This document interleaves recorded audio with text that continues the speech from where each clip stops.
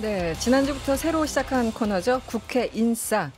네, 중량감 있는 여야 중진 국회의원들이 한 분씩 교대로 나와서 국회 그리고 정치 이슈를 속 시원하게 풀어드리는 시간입니다. 지난주에는 더불어민주당 정청래 의원이 나왔고요. 오늘 나와주신 분은 야당 의원입니다. 미래통합당의 유일한 수도권 3선 의원. 네. 유이동 의원님 어서 오세요. 네, 안녕하세요. 반갑습니다. 유이동입니다. 네, 반갑습니다. 미래통합당의 유일 수도권 3선 굉장히 특이한 배경이십니다. 어떻게 보면. 그 좀 특이하다는 게 좀 특이한 상황인 것 같은데요. 네, 네. 예, 꼭 하여튼간 저희 미래통합당이 네. 제가 삼선이라는 유일 삼선이라는 그 상황이 저희 당이 처해 있는 위치를 보여주는 것만큼 네. 더 많이 변화하고 국민들을 사랑받도록 노력하겠습니다. 알겠습니다. 그리고 한 분 더 오셨습니다. 감초 역할을 톡톡히 해주고 계신 분 김수민 평론가 어서 오세요. 네, 국회 아싸 김수민입니다. 아웃사이더. 아싸. 네. 네, 두 분 서로 인사를 하셨으니까 방송을 같이 하신 적이 있으신가요? 아니요, 네, 앞에서 처음입니다. 들어오기 전에 인사드렸습니다. 아, 그렇군요.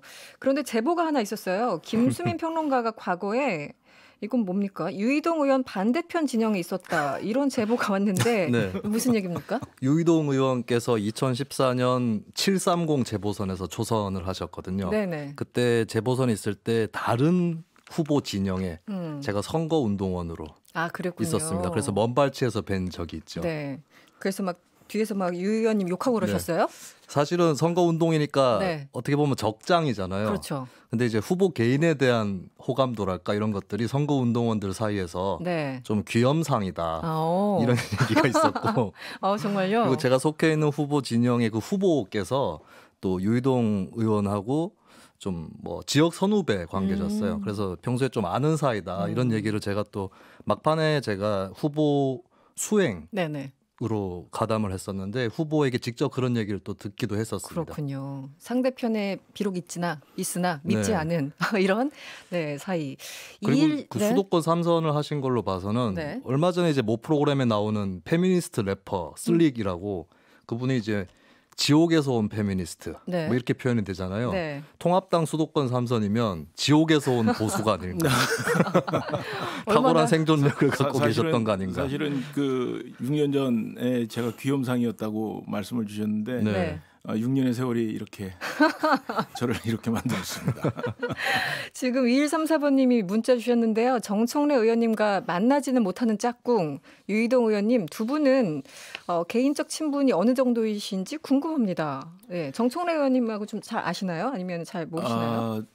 국회에서 오며 가며 뵙기는 했는데 정청래 의원님하고 뭐 이렇게 특별한 연을 갖거나 같이 뭐 이렇게 상임위 활동했다거나 이런 연은 대화를 없으신 나누거나 이런 적은 없었습니다. 그렇군요. 나중에 저희가 함께 한번 모시도록 하겠습니다. 네. 네. 지금 유튜브로 방송 나오고 있습니다. 유튜브 들어가셔서 세계는 그리고 우리는 이렇게 검색하시면 저희들 모습 함께 보실 수 있습니다. 지난주에 21대 국회가 개원을 했습니다. 그리고 이제 관행처럼 이어지던 이른바 지각국회는 면했고 개원은 했는데요. 아쉽게도 단독 개원으로 시작을 했어요. 먼저 의원님 어떻게 보셨습니까? 저는 이 문제를 개원일에 맞춰서 열었다 안 열었다 이 문제 이런 방향으로 가기보다는 좀 방향을 바꿔서 생각을 해봤으면 좋겠어요. 네. 법정 기일이라는 형식은 맞췄죠 이번에. 그렇지만 내용적으로 완성을 했느냐 그 부분은 조금 저희가 고민해 볼 필요가 있는 것 같아요. 네. 법정 기일이라는 것이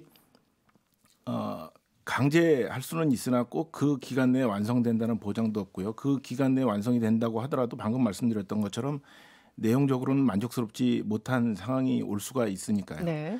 그리고 국회가 항상 이렇게 지각 개원을 한다. 또 국민들 보시기에는 너무 눈살을 찌푸릴 정도로 개원 협상을 가지고 여야가 너무 치열하게 싸우고 그것이 비생산적인 논의를 흐른다는 지적이 비판이 계속 있어 왔던 만큼 저는 이 부분을 차제에 제도화하는 쪽으로 논의의 방향을 좀 바꿔갔으면 좋겠고요. 제도화요. 어떻게요? 예를 들면 이런 것도 하나의 방식일 수 있을 것 같습니다. 선거를 치러서 네. 과반 의석 이상을 확보한 정당 또는 정치 연합이 네. 원 구성과 관련된 모든 권한을 갖는다. 대신 이것은 어디까지나 룰의 협상이고 그 협상의 당사자가 있는 만큼 예를 들면 21대에 이 문제를 합의를 하고 22대부터 실행을 하자라고 한다면 제가 보기에는 이렇게 매번 4년마다 반복되는 네네. 이런 논란은 없어지지 않겠나. 그리고 이것이 관행의 문제였고 잘못된 관행이었기 때문에 고쳐야 된다라는 주장을 뭐 민주당 일각에서들 하시는데요.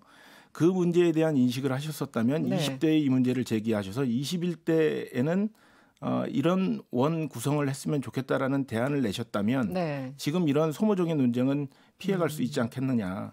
특히나 지금 민주당에서는 코로나 전국을 포함해서 경제가 여러모로 안 좋기 때문에 국회를 빨리 개원을 해서 이것이 생산적인 논의가 국회에서 이루어졌으면 좋겠다라는 바람이 있는 만큼 관행도 사실은 관례, 관행, 뭐 판례 이런 것들이 네네. 보이지 않는 법, 불문법이지 않습니까?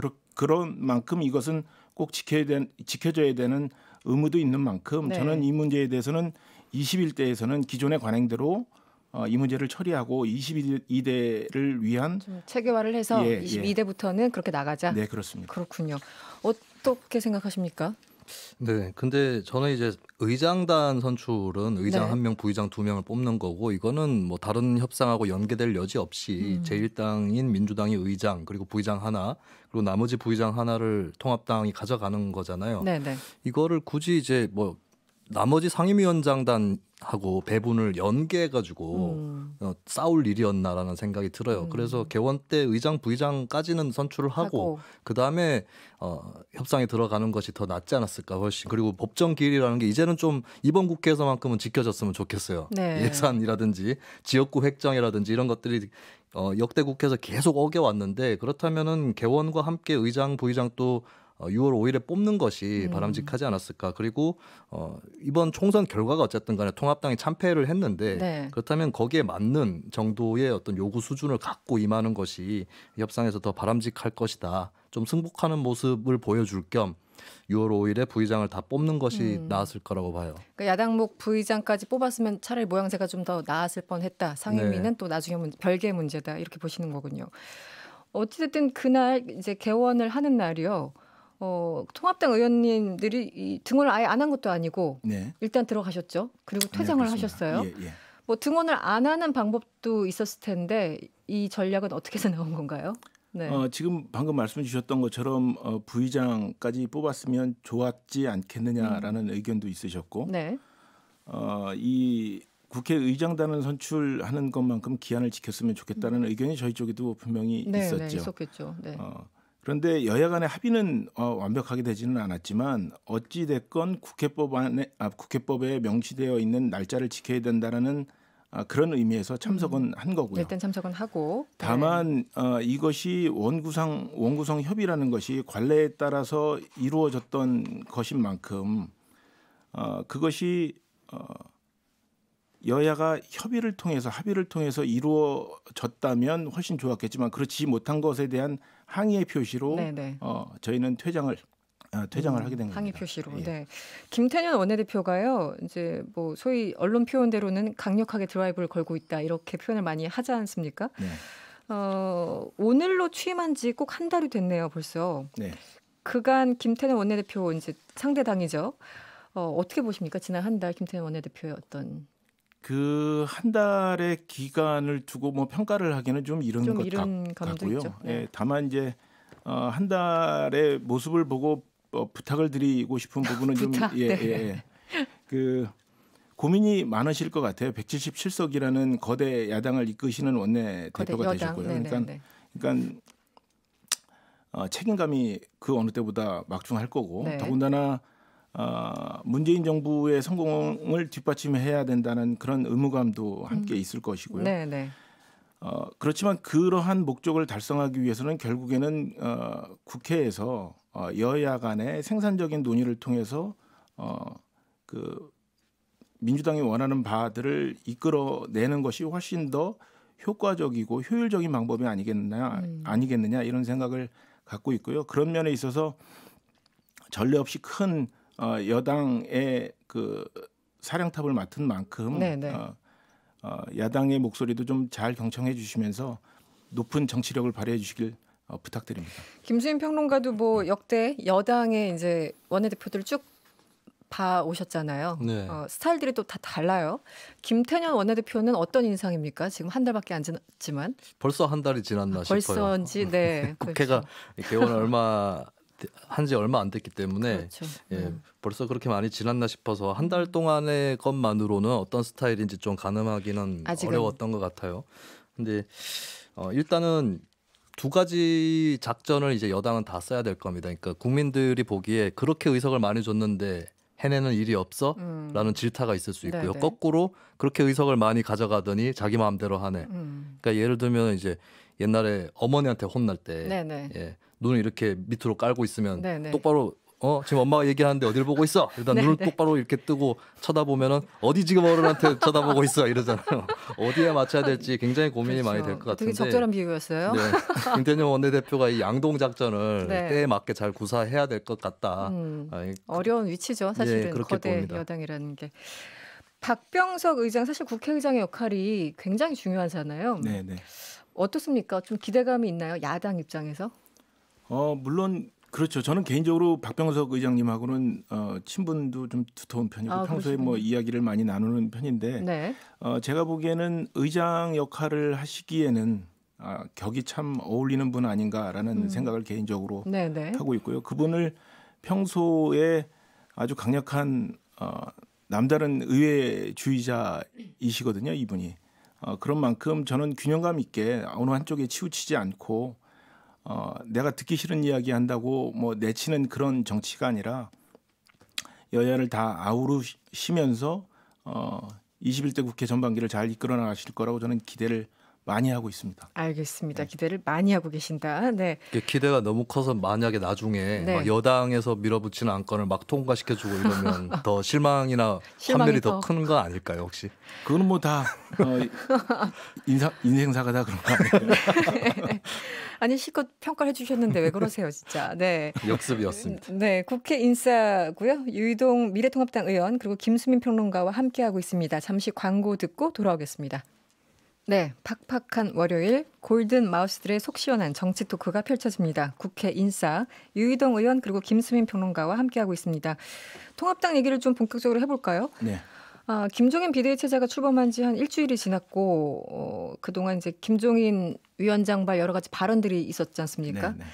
일단 기존에서 좀 탈피하겠다. 네. 큰 방향에 대해서 계속 발언을 하고 계시고 또 기본소득이 현안이 됐어요. 네. 어떻게 보십니까? 일단 통합당 내부에서는 이 기본소득에 대해서 찬반이 어떤 것 같으세요?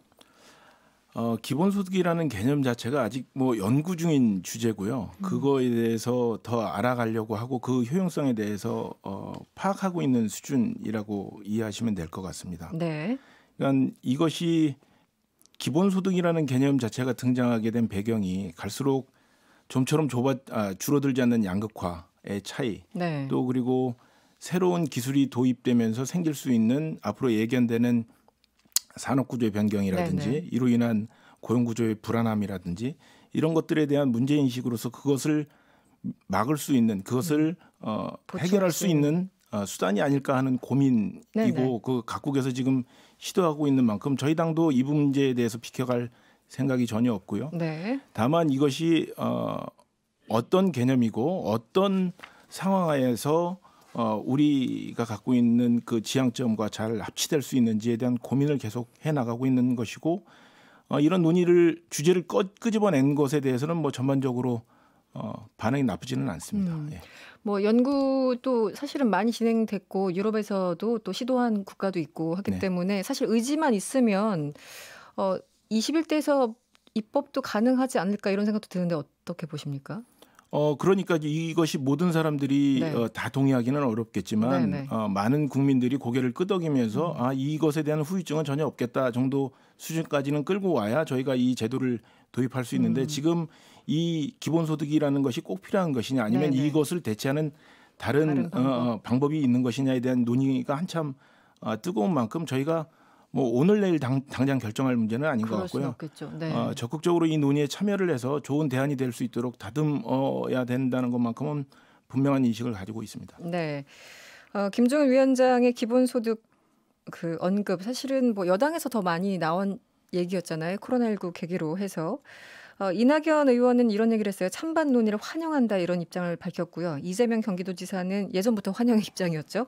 그리고 가능한 범위에서 도입을 해야 된다. 일단 시기가 중요하다 이런 취지인 것 같은데 그 여권 내부에서는 김종인 위원장에게 이제 포커스가 가다 보니까 네. 뭔가 또 의제를 뺏겼다. 그 경제 민주화 제2탄인가 뭐 약간 이런 분위기도 감지되는 것 같아요. 어떻게 보십니까? 저는 예전에 경제민주화 때하고는 좀 다른 게 김종인 위원장이 화두를 쐈는데 민주당이 낚아채 갔다고 봅니다. 왜냐하면 통합당 네. 내에서 빠르게 좀 후속 작품들이 나오주고 뭐 심지어 반대를 뚜렷하게 한다거나 아니면 다른 대안을 제시한다거나 혹은 현실 가능해 보이는 기본소득 어떤 정책이 나온다거나 네. 이렇게 돼야 되는데 바로 이제 이재명 지사가 나서서 이렇게 되면 뺏긴다. 근데 그렇게 얘기하는 사람이 있는 그 순간 안 뺏기는 거거든요. 그리고 네네. 거기에 대해서 박원순 서울시장이 전국민 고용보험제 얘기를 했어요. 결국에 이 포커스는 다시 이재명 대 박원순으로 맞춰지면서 통합당이 주변으로 밀려나는 효과가 일어났다.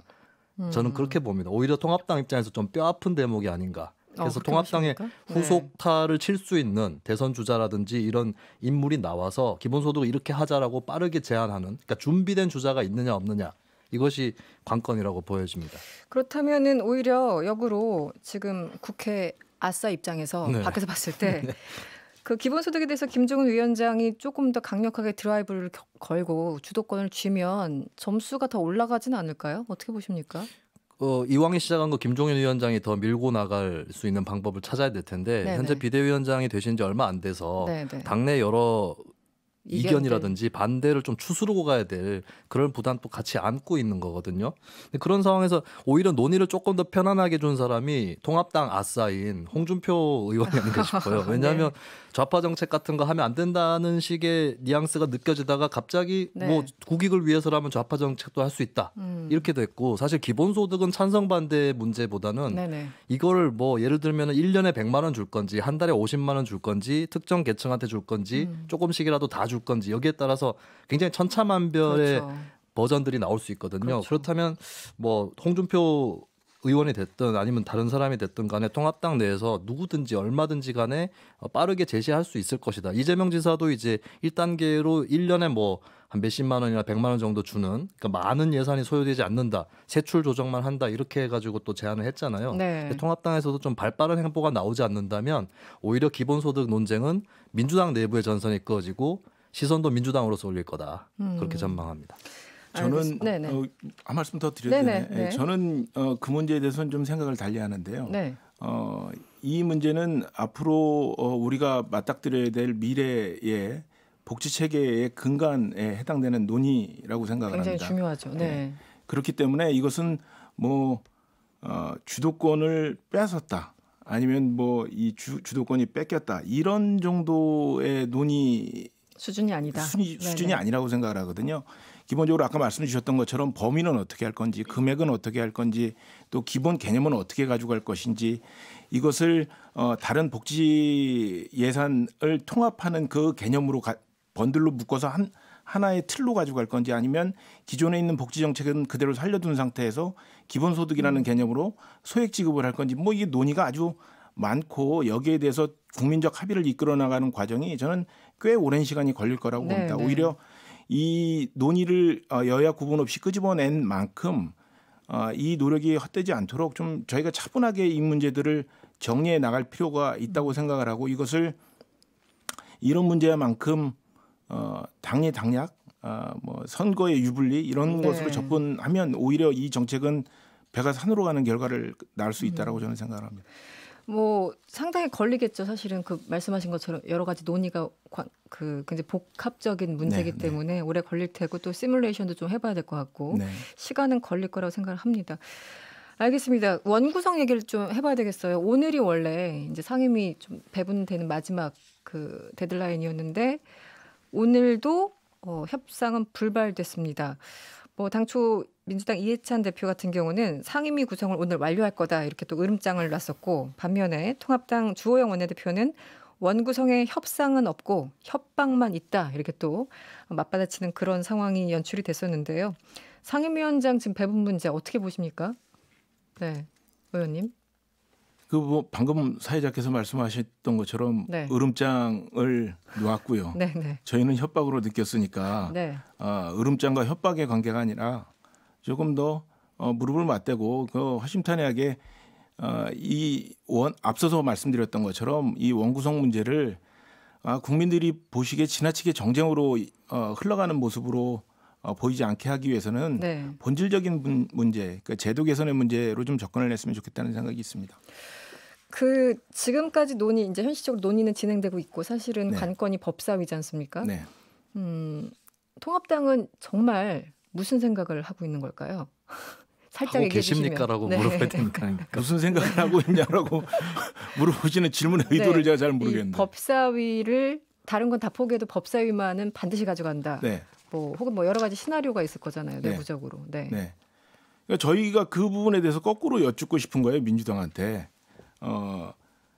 그 말씀 주셨던 것처럼 법사위만 이라는 단서가 붙잖아요. 그러니까 거꾸로 민주당한테 그토록 미래통합당이 법사위를 원하는데 법사위를 민주통합당한테 양보를 해주고 21대 원구성을 좀 원만하게 마무리를 짓고 새롭게 멋있게 국민들 앞에 힘차게 출발하는 모습이 어떠냐라고 네. 되묻고 싶은데 그 부분에 대해서는 뭐 마이 동풍입니다. 그런 상황이다. 네. 김수민 평론가는 네. 어떻게 보세요? 이 법사위 싸움 어떻게 될 것 같으세요? 오늘 주호영 원내대표 제안이 하나 나오긴 했죠. 네. 법제사법위를 법제위와 사법위로 분리하자. 그리고 사법위는 민주당이 갖고 싶으면 가져가라. 대신에 법제위는 체계작구 심사 기능을 놔두고 네. 또 1, 2년 정도를 여야가 번갈아 가면서 위원장을 맡자. 뭐 저는 이 제안은 좀 나간 진일보한 제안이라고 봐요. 네. 예, 근데 하나 더 유념을 좀 통합당에서 할 필요가 있는 것은 민주당은 이제 180석 전후에 패스트트랙 지정을 가능케 한 의석을 갖고 있거든요. 그렇다면 뭐 법제위가 만들어졌을 때에 체계작구 심사를 하더라도 예를 들면 며칠이 지나면은 본회의로 부의가 된다거나 네, 네. 또 의원 얼마가 요청을 하면 표결에 붙인다거나 네. 그렇게 해서 지금 민주당이 경계하는 것은 이제 체계작구 심사를 이유로 법안을 잡아놓고 있는 그 상황을 타개하고 싶은 건데 네, 그렇겠죠. 표로 해결해서 법을 바꾸려고 하면 바꿀 수 있는 거거든요. 그래서 통합당 입장에서도 그게 현실이 될 수 있다라는 거를 오히려 직시를 하고 내줄 건 내주고 그러면 우리가 따야 될 건 뭔가 네. 여기로 조금 더 초점을 맞추는 게 낫지 않을까 싶습니다. 알겠습니다. 거의 마칠 시간이 다 돼가는데요. 이번 주 국회 관전 포인트 저희들이 한 번씩 여쭤보고 있는데 의원님 이번 주 국회 관전 포인트는 뭐가 될까요?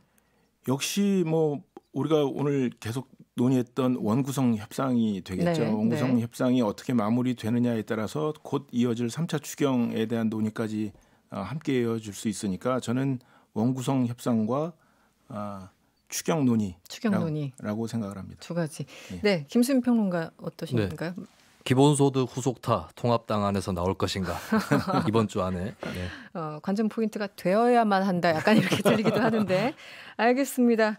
지금까지 미래통합당 유희동 의원 그리고 김수민 평론가였습니다. 다음 주에는 정청래 의원이 출연할 예정입니다. 오늘 고맙습니다.